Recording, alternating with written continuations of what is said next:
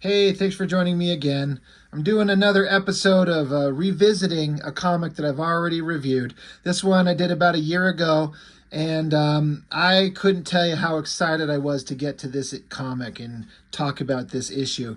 And, a year ago I didn't have nearly the subscriber count that I do now, and it didn't get much views. And, it's not that I'm particularly concerned about the views or anything like that. It's not that, but it's more of sometimes these comics are just so special and so good and so interesting. Like I want to revisit it and show it out there again. This comic is unique to me because it's one of the first comics I ever read. It's been so long ago. I can't remember exactly what I had read up to this point. I was aware of comic books. I was reading some. And I had a buddy of mine that come across a pile of comics, and he just gave them to me and my older brother, and somehow this one ended up in my possession. As far as I can recall, I was aware of this character, Daredevil. Red suit, horns. I think I'd seen maybe in other comics, like in an advertisement or something like that, there's a picture of Daredevil in the background. I'd heard of this character. I'm sure my dad probably told me about him because my dad was reading comics back in the 60s and stuff like that, and he enjoyed a lot of the old classic stuff. But I just vaguely knew Daredevil, but I knew nothing about Bullseye. I knew nothing about Elektra. I knew nothing about Frank Miller. I knew nothing about anything that was going on. It was just a comic book that somebody gave me, and I read. And what a fucking comic book. Holy shit. This set a standard I didn't even know was possible, or a standard that would stick with me for years. And upon rereading it millions of times over the years, it's just fantastically interesting and amazing how good and how much is in this thing. Like, this is a pivotal moment. This Bullseye versus Elektra. I can only imagine what people thought when this issue came out and this thing went down. This is shocking, especially for the era that it was published in. I don't know. It's kind of amazing. This, like I said, this is the actual physical copy that I've had for years, so it is beat to hell. It's barely holding together. Way, way back in the day, I even put some staples in it to hold it together. It's barely holding together at all. But this is printed, it says right here, April of 1982. I mean, I was born in 77. So it's kind of shocking to me. Like this story, how relevant it is, how good it remains. I mean, it's not like that's something that's unique. There's a billion comics out there that are, books that are revered and maintain their quality level. But I think there's more comic ideas that have held on over the years, but how many individual issues are just as good now as they were then? Probably more than I can think of, but it's like the X-Men, when they started, it was kind of a boring, like the concept was interesting, but the execution was kind of boring. It wasn't until a great writer and a great artist come along that turned them into something magical. And I think Daredevil was probably the same way. It was kind of like a interesting concept, but as far as I understand it, it was not really well received. But then Frank Miller gets his hands on it and made the defining version of the character. And I have not read, unfortunately, almost any of the other issues of his run. I just got this one. And so it's funny because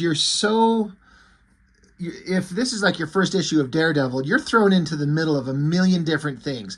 But there's enough information in here that I got everything that I needed out of it. And so I just, I wanted to show this. This book, it's kind of crazy to look at Frank Miller's drawing style in this book now as compared to the stuff he does now. Look, we all change our art styles. We all experiment, but it's like impossible to imagine this is the same guy on any level. It's so different. And I'll be honest, like I love his Sin City stuff 100%, but this version of his drawing, I'd take this any day over anything he does now or anything he's done in the last several years. But, you know, and it's also on, I mean, because it's an old comic, so in this faded, ugly, crappy newsprint. But as I've said many, many times, there's something about the way that this artwork reproduces the ink, the color, the printing, even the faded paper. There's something about it on this newsprint that gives it a magical look that a lot of people are actively trying to make their books look like this. Because I don't know if it's because of the nostalgia we grew up in and we know that these books look like this and we want to capture that, if there's an actual look that can't be reproduced any other way. I don't know, but just looking at this, like I'm looking at it through the camera lens, you know, I've got it right here in front of me, but I'm looking at it through the lens too, and there's just something away, like the coloring, the printing, it just looks so good to my eye, and I can't explain to you why. It's one of those things where you either get it or you don't.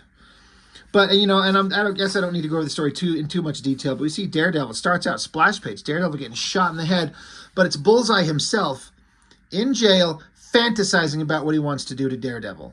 And there are these great shots where it's like, it's a close-up on eyes, and then it cuts to a shot of Daredevil fighting Bullseye, and then it's farther away, then Daredevil fighting Bullseye, farther away, the fight, and then zoom back up close on his face. And look at this coloring. Like how they get these yellows to fade into this. Looks like maybe there's a screen tone on the other side of this face over here.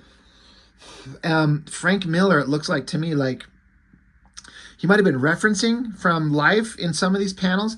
And we can't forget, I have to mention, the Klaus Janson inking. I mean, it says finished art and colors.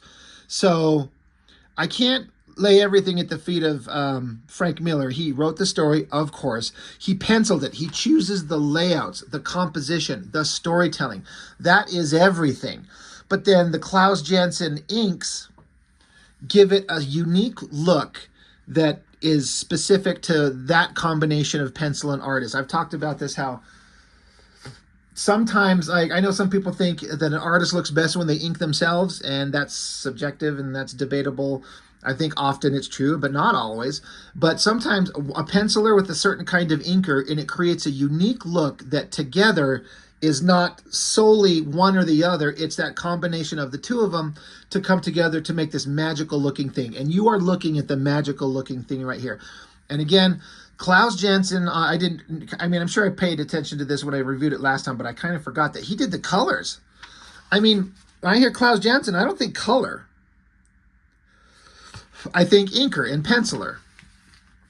But the coloring in this comic is flawlessly amazing.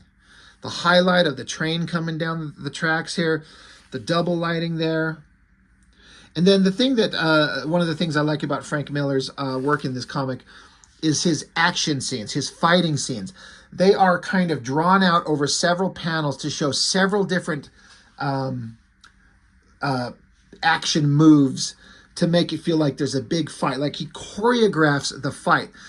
In so many comics, I remember kind of going back and thinking about Sylvester and Wolverine or Jim Lee on X-Men and the fight scenes. And oftentimes it's just like a splash page or a page or two with a couple of panels, 2 or 3 panels of the team like shooting lasers and ripping claws, and then they move on to something else. So you get a single image or two of the fight. But this is an example where Frank Miller choreographs out the fight step by step. It's almost like watching one of the best fight scenes in a movie like you've ever seen. Like, what are some of the best fight scenes? You know, I guess one of the first things that comes to mind is like in The Matrix, whenever Neo was fighting almost anybody, you could tell that the skill and the time and the practice that they put into the actors learning like martial arts and skills and choreographing. It's just amazing. Well, you get, things that it's like choreographed fights in this book. It's so great. But Bullseye's in jail. He suffers from headaches. He has to be given access to medication. But before he is allowed his medication, he has to crawl his suffering ass over to these things and lock his wrists in. So in theory, he won't be able to attack a cop and kill him, because that's how dangerous Bullseye is. Look at this great inking in all these eyes, the close-up on his face, close here, closer on those eyes, closer, and then the color scheme kind of fading into a blue. So then it's like this image of Daredevil swinging into transition in the red. And then here's an example of those fight scenes with all these kind of images showing the different moves and every step in every maneuver that he makes. I remember thinking this kicking shot was one of the coolest things I'd ever seen. I reproduced it in some of my earliest comic works. The back shot, elbow there, and front forward hand there. And again, the power and the movement of these figures. It's so great. And again, this transition, like I was just talking about, it's almost cinematic.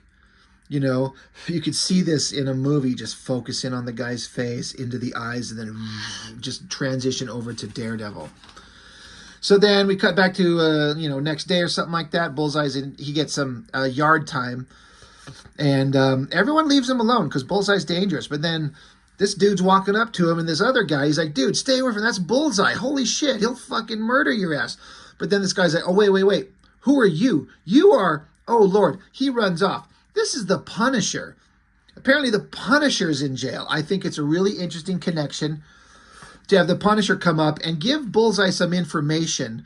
And Bullseye's like, why do you give me this information? And Punisher's saying, I know it's going to piss you off, and you might do something stupid, and you might get yourself killed, and that's actually what I'm interested in. Great big awesome shot of Daredevil, Lord. Bullseye standing there. He gets to go on to a TV interview for whatever insane reason. So he's in full costume, being interviewed by this douchebag reporter, fakes a headache. We don't know that, but he does. So the cop gives him a pill. So now he's got a projectile in his mouth. And here's some more of these fight scenes. Spits the pill into the guy's eye. The cop doesn't take any chances, draws his gun and just shoots straight, like he's going to instantly kill him. But Bullseye sees that coming, and he angles his chains to catch the bullet, to break the chains, kicks the cop, picks up the gun, kills more cops, takes the TV news reporter interviewer guy hostage, slams the jail shut to lock a bunch of cops in there, fires a bullet to kill this guy who was giving him shit earlier. Like, suddenly, just like that, boom, Bullseye's on the move. Because of the information that the Punisher gave him, it motivated him to go. And then these fight scenes, like, we're just getting started, too. Bullseye runs out into the yard. The cops are surrounding him. He uses his last few bullets to take out the big lights. A helicopter comes down. Bullseye takes the gun, which is a great shot here, flings it because he's deadly with anything in his hands he can throw, knocks the gun into the cop, like the sniper cop in the helicopter, knocks him on the head, knocks him out, uses the microphone cord to flip around the helicopter's landing struts. Now he's on the helicopter, throws the pilot out. Now he's flying in a helicopter over the city. Bullseye is free. Just like that, he's done and out. Great city shot. I don't know how you draw that. So far away, elevated in perspective. Maybe there's a photo. He kind of traced it. Don't care. Coloring's great everywhere. We jump to a scene over here. Matt Murdock. Again, I want to reiterate, this is my first time ever reading a Daredevil comic. It's been so long, I can't remember if I knew that he was blind or what his powers were, his enhanced senses. Now, the text boxes in here will kind of tell you that stuff. But this was just, again, imagine this is your first exposure to Daredevil. It's this issue with Bullseye and Elektra. It was like, I remember reading it and thinking it was really good, but my young 10-year-old at most brain was trying to comprehend what I had just read and understand it. Like, it's funny, I think about, I have an 11-year-old son, he's about to turn 12, and I have a 9-year-old son. I'm like, just right at their age, reading a comic like this, I'm not going to lie, I wish my boys were reading shit like this. I wish they had an interest in it, but they just kind of don't seem to get it. They love stories, and they love fantasy, and they love action, and they love awesome, and they love cool, but they don't seem to have dad's interest in comics. But I think they've been kind of spoiled with social media and YouTube and Minecraft and skibbity toilet bullshit. It's all insane. But I just think of myself at that young age reading this shit, and I'm like, oh, what a great time to grow up, you know? It's not exactly a comic made for kids, but what great things, what great stories to read. Anyway, the point I'm trying to get at is, what a shocking first issue for a young guy to read. Matt Murdock goes into his office. Here's a news report. Bullseye's escaped. Instantly taking his regular outfit off. He's got his red thing on. Jumping out, swinging over the city on the prowl. Daredevil's out there looking for him. Cut to some docks. Again, I love, love, love this coloring. Like, you get what you're seeing, and then the highlight of the light coming through the window and the highlights on Bullseye's body there and on the water. The smoke coming out. God damn, is that really good? Looks like this face may be something referenced, because it's a lot better than your kind of standard comic booky face. I'm not saying there's anything wrong with any of these others. But Bullseye's here, and these are some henchmen with connections to the Kingpin. The thing that Punisher told Bullseye that pissed him off, because Bullseye is Kingpin's #1 assassin. Well, Punisher put the idea in his ear that, yeah, Kingpin's moved on. You're not his #1 assassin anymore. It's someone else. And Bullseye don't like that shit. So I was meeting up with some henchmen, well, sneaking in, listening in on some henchmen. They got connections to Kingpin. This is kind of a funny scene. This guy's smoking, and he sticks his hand out the window to Ash, and then he brings his hand back, and the smoke's gone. He's like, what the? My smoke, she's gone. He looks. Let's get in some badass fight scenes. 1 page, 5 panels. God, I keep wanting to call him Daredevil. Bullseye takes out all these almost Ninja Turtles. Like, a guy's got some size, a guy's got some nunchucks. Very awesome stuff. I can see how the creators of the Turtles said Frank Miller and Daredevil inspired them. So maybe you can see this is like part of the DNA of the creation of the Turtles, maybe. But yeah, this shot, and again, look at the panel choice. This little tiny panel in the center of the page. There's Bullseye, got the guy's smoke, jumps in, kicks the guy down, takes the nunchucks as the guy swings, catches it, knocks another guy out in one move, and then swings around in another move, knocks the other guy out. Like, the choreography of this fight scene is flawless. It reads perfectly, because this guy's swinging, and there's another guy with knives. So guy gets kicked, taken out. Guy with nunchucks swings, Bullseye catches it, and then swings and knocks out the guy with the blades, and then spins around again, and they're all down, and then he's got the knife in the face of the leader guy. And then again, look at these panels. Small panels here, one big panel here, small panels here.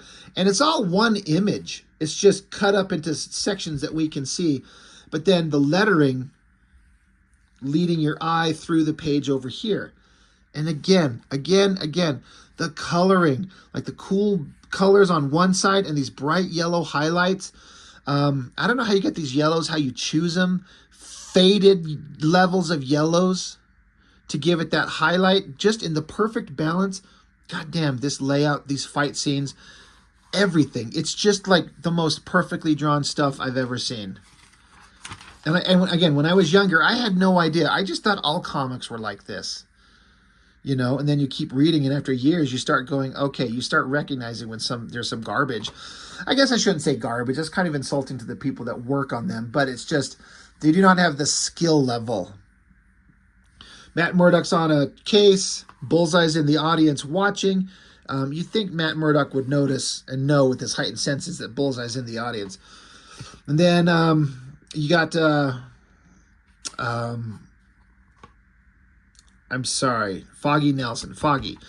He's leaving the court case. Bullseye slapped a little tracker on the back of him. That's what happened down here and now up there. Foggy gets into a cab. So Bullseye... he gets another cab himself. Says, follow that one. The guy's like, I'm off duty. So Bullseye gets out the one card every character who ever has cards in his hand is ever. It's like everyone has a deck of Ace of Spades and nothing but Ace of Spades, I swear. But Bullseye flicks that card and cuts his throat. I remember watching this and going, good Lord, what can this guy do? Like, I've seen him spit pills out of his mouth and throw guns at guys' faces, but he's using cards to cut throats? I remember just as a kid going, this is so interesting. And these pages, just look at this spread. The panel layouts, the coloring, the inking, it's just everything's there. You got Elektra. And again, this is my first exposure to Elektra ever. Never seen anything with her before. I don't even know if I'd ever heard of her before. I love the way that Frank Miller draws her and Klaus Jansson's inks make her. Like, she doesn't look like, she's supposed to be Greek, right? She doesn't look like a white girl. There's something subtle to the way the drawing's done. I can't speak to how, but It's a really interesting look. She's very pretty, but very different. And what a perfect outfit design. I mean, you're getting a lot of skin, of course, long dark hair, the dark hair contrasted with the red outfit, and then the bandana. I mean, that's the one element that they keep missing in any version. There's only two versions of Elektra, the Jennifer Garner one, and then the Daredevil TV series, which was a pretty good Elektra, but no one puts the fucking do-rag on her. Like, come on, is it that hard? I've seen girls wear, you know, the things on their head, and they can look pretty fucking hot with them. So what am I missing? Anyway, the story, Elektra's been hired to kill Foggy Nelson. So she drives him off somewhere, throws him down, is about to stab him to death. But then Foggy recognizes, and again, to a young kid who'd never read this before, it was so interesting for this nerdy, schlubby, like, law partner to Daredevil, saying he recognizes her. Like, in college, you were Matt's girl, Elektra. He's like, holy shit, we used to go to school together. And now, years later, you're an assassin and you're going to kill me? So, Elektra, this shows that there's some humanity in her. Again, if you've read Elektra comics before this, maybe you know this. To me, introduction to the character, silent assassin, but she's not a heartless monster like Bullseye. Close-up of her eyes, dealing with kind of the pain and what she's struggling with. She tells him to get out of here. So Foggy's running these little panels where she's just kind of leaning on the car, lost in thought. And again, I talk about this a lot. There's no text boxes telling you nonsense you don't need. The only text boxes are the inner thoughts, the direct, like, real-time thoughts of Bullseye himself.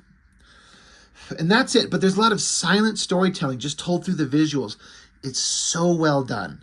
So perfect. So you can tell she's kind of conflicted. And you know Bullseye's good, right? He's silent. He's snuck up behind her in the shadows. Got a gun in his hand. Look at the lighting. Again, more of those highlight yellows on the side of his face. And his outfit, his black outfit with these white highlights would not make sense in the real world context, but in a comic, it works great. And having his black outfit just mesh completely, like fade into the black of the shadows. But he's got his gun drawn. But again, subtle storytelling. Her eye, she looks and can see. Again, it's so perfect. It's silent storytelling. And I'm like, oh shit, this girl's she gonna get killed? Is she gonna fight? Here we go. Probably, there's two incredible fight scenes in this comic, and this is the first of like the incredible ones. I was just blown away at how good this was. But again, it was so new to me. I just thought this kind of stuff was going to be in comics all the time. It absolutely is not. Elektra flips back, kick to the jaw. Just catches Bullseye off guard. Kicks with the other foot, knocks the gun out of the hand, and she's got her Raphael weapon, the Sai, clocks him across the face with the butt of the handle of the weapon. Kicks high again into the glass as Bullseye drops out of the way, but then Elektra just reverses her angle with the other foot, kicks him in the back, sends him rolling. So as much as a badass as Bullseye is, this Elektra girl is freaking amazing. And the choreography on this fight, absolutely incredible. And even Bullseye, his thoughts is like, holy shit, she's good. He says that she's been trained as a ninja. She'll probably use the darkness to sneak up behind me. So again, silent shot of Bullseye just walking around, his black outfit, you know, flowing into the black shadows, a little glint of something light in the background. The Raphael weapon's coming up behind her. He knows it's coming. Kick to the jaw. And as she falls, he gives her a knee to the chin. Now that is, both of those, I mean, if you're in a fight, and I've never been in one, so I'm not talking from experience, but you take some headshots, like one correct shot to the right spot in your head and you're down instantly. It doesn't matter the skill level. If you just get hit in the right spot in the right way, you can drop. So she took a foot to the head and a knee to the chin. And I got to be honest, for whatever comics I'd been reading at the time, and whatever comics I read forever and ever, maybe to this day, I mean, I haven't read everything. I'm sure if I make a point here and you could point out, a lot of you could point out, no, think about this or this or this or this. But the point I want to get at is a knockdown, drag out, violent fight of a man against a woman. You know, it's one thing to see Wolverine rip apart Sabretooth and vice versa, or Superman punch Doomsday, Batman beating up Joker. But Bullseye and this woman Elektra, like, there's just that part of me as a young man where I'm like, I understand she's an assassin. I understand that she's a badass, but to watch a guy beat up a woman, it just carries a visceral kind of weight it borders on disturbing. But I like that it evokes that feeling in this comic. So she gets a knee to the chin, slices with a weapon across his face. He ducks back, but it gets a little cut. Dives at him again, thrusting the blades, but he ducks under it. Another hard heel kick to her jaw. He comes after her. She kicks him in the face. Doesn't seem to do much. She's pulling her little her do-rag off her head, wraps it around his head, his throat, presumably to try and choke him out. But he just grabs her and throws her hard onto the ground, cracking her skull on the concrete. And just like that, the action, I mean, this fight took place in the span of 20, 30 seconds maybe. One of the best choreographed fights ever. Smacks her head down. She's kind of disoriented. He's like, you're good. You're good. So he pulls up that goddamn ace of spades. He's like, me, I'm magic. Tosses that card right into her throat. It looks like she was coming after him. And what a great shot where she's like, got her arms up and like, she was coming like with martial art pose, angles, positions, a fighting stance. But her body's recoiling from that fighting stance as the card cuts her throat. And then just this silent shot from above. She's on the ground, blood pouring from her throat. And this great kind of continuity where the weapons were stabbed into the back of this car, and when Bullseye kicked her in the jaw, they stayed there. So now over here, now that she's down and bleeding, Bullseye's pulling one of those weapons out quietly, silently, nothing except just silence, and he's looking at her, smiling, and she's bleeding, her eyes are half shut. He says, and now for my next trick. I had no idea what the page turn was about to be. Now, I'm sure everyone who's watching my channel here, you've probably seen this, you know what's coming, but just again, what kind of shock must this have been at the time? And again, 10-year-old me or whatever the hell I was at the time, if you would have told me, I would have flipped the page and watched him just stab her straight through the gut or right through the chest, seeing the fabric pointing up as the blade extends out her back, her limp body. I love the anatomical work here, the figure work. She's got muscular legs, strong muscular upper body, I always call him Wolverine. What the fuck is wrong with me? Bullseye, the way that he's like got that knife in her, it's like you can tell he's like bracing himself to hold her weight up, and she looks limp. And then she's just crawling away, blood pouring from her, and all these little tiny panels as she walks away, trying to get away. She stumbles to the ground and falls, picks herself back up as Bullseye throws on a jacket to hide himself, and he's just following her as she's walking, bleeding. And then she finds herself on this doorstop, rings the doorbell, knocks on the door. I don't know, but she's there. She says, Matt. And it's Daredevil. And he grabs her, this great silhouette, great coloring, great shadows. And then again with the coloring. Look at all these characters in this kind of cool color. But then Bullseye lighting up this cigarette or the lighter and the glow of the yellow on him. There's Foggy, I think, right there. He made it back here. But she got stabbed, and the last thing she could do is crawl herself to Matt Murdock's doorstep. And then next page, she's in the morgue. She died in his arms. The doctor's saying contusions on face and body, broken jaw, lacerations of throat, heart pierced by something metal. And so they're just looking on, and she's dead. I'm like, whoever this woman was that I just met, this assassin with some bit of a heart and a soul, badass fighter, incredible fighter, just got murdered and crawled her way to the hero of the comic and died in his arms. Oh my God, what a great story I'm reading. I like this part because, again, Bullseye's whole point is he thinks he knew who Daredevil was. He thinks it was Matt Murdock, and this is all a ploy to find out if that's true. And now he's almost 100% certain. So he follows everyone. He follows Elektra, and now there's this Matt Murdock. And so he's in the room and watching, and this guy taps Bullseye on the shoulder and asks, hey, I haven't seen you around. So Bullseye has to speak out loud. And once he speaks, Matt Murdock in the distance, he jumps. He hears Bullseye's voice. And it says, it happens, Murdock jumps like a stuck pig just when he hears me speak, like he recognizes my voice. So Bullseye kind of plays up, yeah, I just replaced another guy, he lost his job. So then the other random guy just leaves, and Bullseye grabs a scalpel off this table. And he's like, I gotta test this. I gotta know if Matt Murdock is Daredevil. So Bullseye takes the scalpel and just casually flings it. And now we know what a deadly assassin he is, throwing things.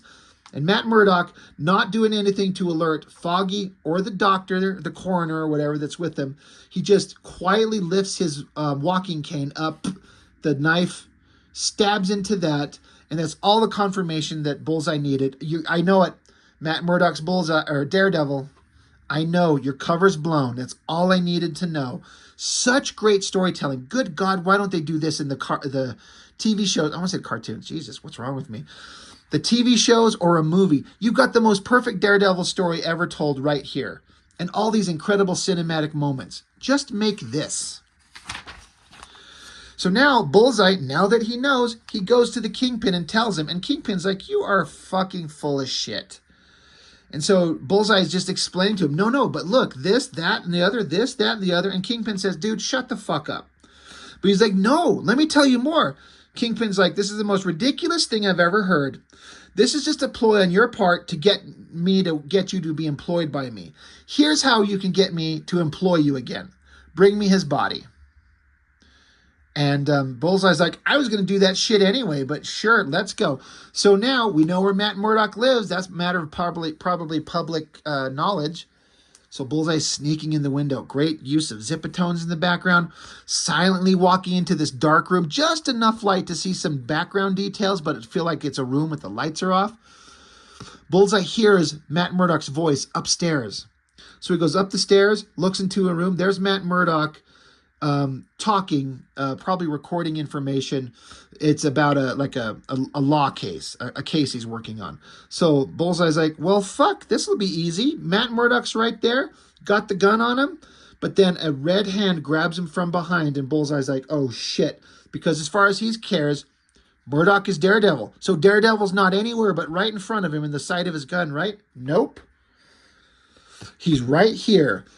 And then again, here comes the start of the second awesome fight scene in this comic, and one of the best fight scenes between two characters ever in any comic, if not the best. I would be curious for anybody watching if you have an example of a fight that matches this, or it could be, if you could list a top 5, top 10 best single fights between any characters. Give me some ideas of some others. But this one is incredible. But it's interesting because Bullseye, he feels like he's been outmaneuvered. He's like, shit, I was certain Murdock was Daredevil, but Daredevil's right behind me as Daredevil does this big fist backhand, sending him flying.